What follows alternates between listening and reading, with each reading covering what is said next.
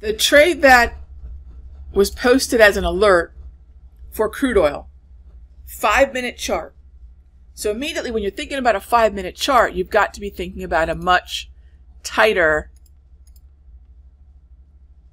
target. And what that means is you're going to either the expected price movement range or the hourly price movement range, and you're being very realistic about the fact that a very short-term time frame could maybe move. Look at the time of day we're taking this. This is a late afternoon U.S. trade. So anywhere on average from 20 to 25 cents. So that really should be what helps determine what our upside follow through would be. So, that 50-55 area is pretty much going to be an initial target, with 65-75 being the next level up. But here's the really cool thing about this trade. And this is why I liked the 5-minute. It's working with the 60-minute trade that we talked about earlier in the chat room this morning. So this was a trade we talked specifically about the downtrend break and subsequent potential reversal in crude as it trades up through the Darvis level resistance and the 34 EMA on the high. And that would break 65.35. In fact, it did already. So notice, interestingly enough, the entry on the 5 and the entry on the 60 are the same entry, but it's their risk that's so different. And this is one thing you have to remember with longer term time frames. You tend to have also associated larger risk. So notice your stop loss here is 64.15, but your stop loss on the 5 is a whole lot tighter.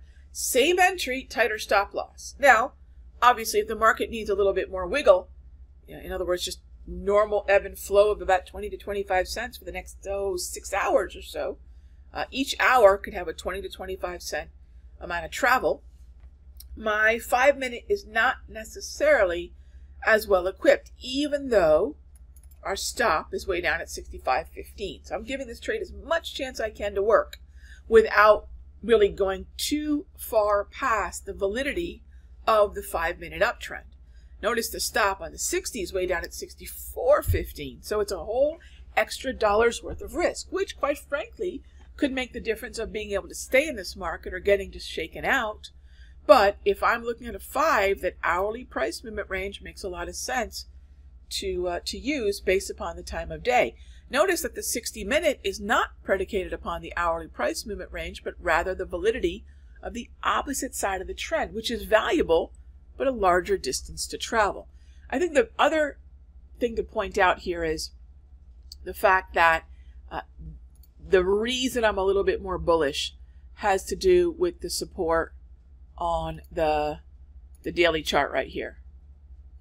Right? The support on the crude oil chart right here, and the support on the weekly. So my bias, my directional bias, when I look at the overall flow of this river, I think it's still up. And I think this is a lot of OPEC shenanigans, where OPEC is preparing the market for, how the market would respond with slight production increases out of Iran and Saudi Arabia to make up for a supposed, lack of supply, Iran, Angola, Brazil, etc. It's shenanigans, but if OPEC can get traders nervous about a maybe lower compliance with the production cuts, or even potential production increases, OPEC, like everybody else, we know the market overreacts. Let it overreact, and then give it news that is not as bad as what they were expecting.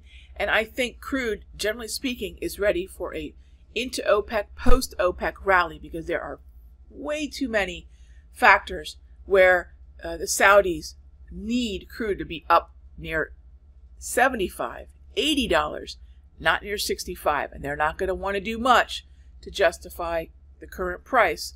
Watch for that minimum 7-point bounce.